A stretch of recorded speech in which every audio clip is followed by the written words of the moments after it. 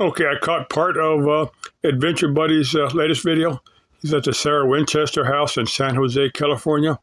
That's a popular spot for tourists and people that do ghost hunts and stuff.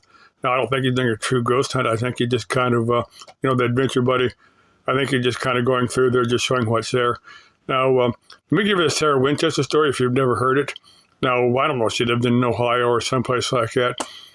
Back in the mid 1800s, now her family died of disease. She had one kid or several kids. I don't remember. Her husband and several kids died of disease, but that was common back then. They didn't have the medicine that they have today.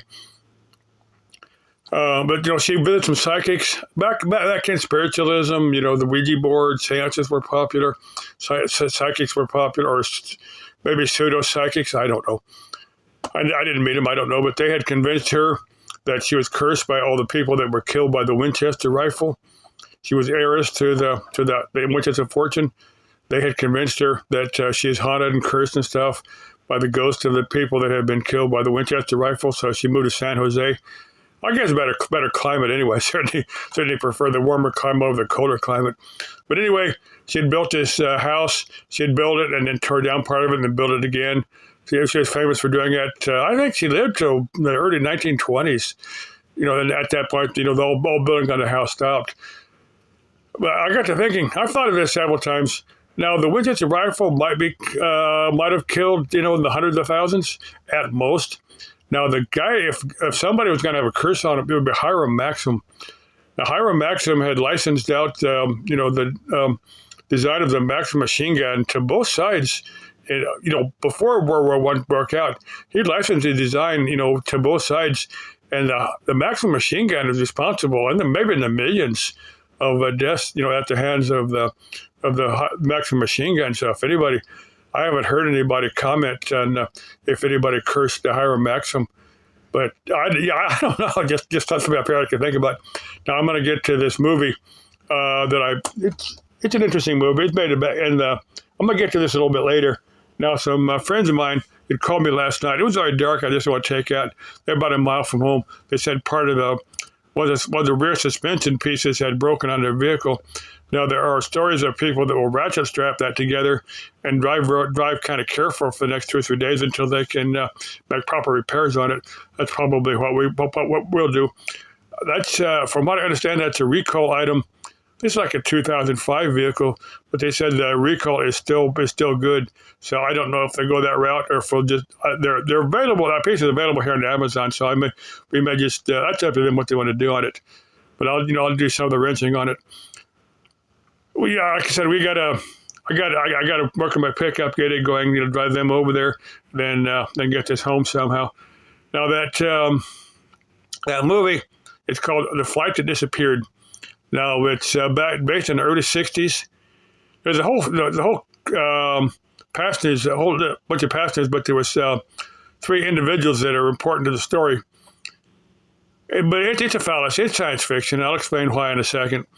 Now one guy had developed this super bomb. Another guy had developed a rocket to deploy the super bomb. Well, the third person was the wife of one of these guys that was taking notes and stuff. But anyway, these guys got on this flight in L.A. They're bound for Washington D.C. But anyway, the plane keeps going higher and higher. Which I think is a tailwind.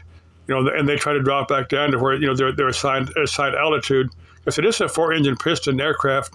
Passenger aircraft in the early '60s, just before all the major carriers started switching over to jet planes. But anyway, it kept going higher and higher. And higher than a piston aircraft really should fly. They contact ground, and ground said, well, do the best you can. And they just kept going higher. They get to the point where the engines start cutting out because there's no oxygen. And they shut down. They just keep going higher and higher. And finally, all the passengers pass out due to lack of oxygen. And finally, these 3 individuals wake up, and they've landed. They've landed up in the clouds.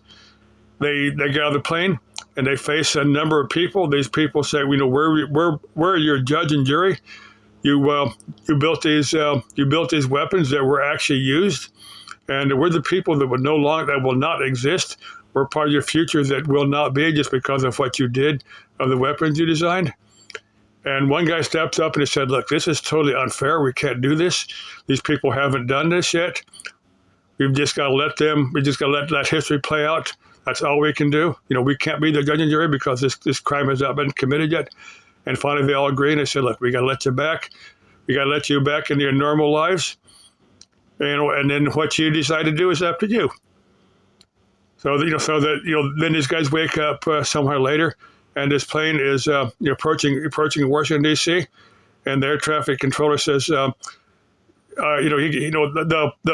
pilot gives his flight number, and the guy goes, when you land, report to the, I think it wasn't the FAA, it was the CAA or something like that. You got to report and have it be debriefed because we're not sure quite what's going on. So after they land, the pilot's talking to the individuals. He goes, "Where the hell were you?"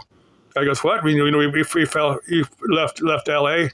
5 hours later, we landed in Washington D.C."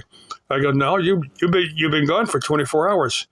So these three individuals are walking around. They see a newspaper, and it says they give their flight number, says that it's missing. So these guys realize everything that they witnessed is true. So they decide that they're not going to build their bomb, they're not going to build their rocket. Because the third person was the lady, the secretary. She's important too. But anyway, the fallacy in this is that type of thing doesn't exist in a vacuum. It's just not two or three individuals. It's teams of dozens, maybe 100 scientists, technicians, engineers, people like that, machinists, all kind of people. It doesn't exist in a vacuum. It's not just two or three people. It's hundreds of people, something like that. And they're working for a living. They see that. Let me see the way. Okay, something called mutual assured destruction. You build a bomb like a nuclear warhead, so devastating, so awful. I mean, both sides have it. And if one side knows that they use it, the other side has got to have enough time to use the weapons they have. It's got to destroy both sides. It's in neither's common interest to actually use the weapons they have.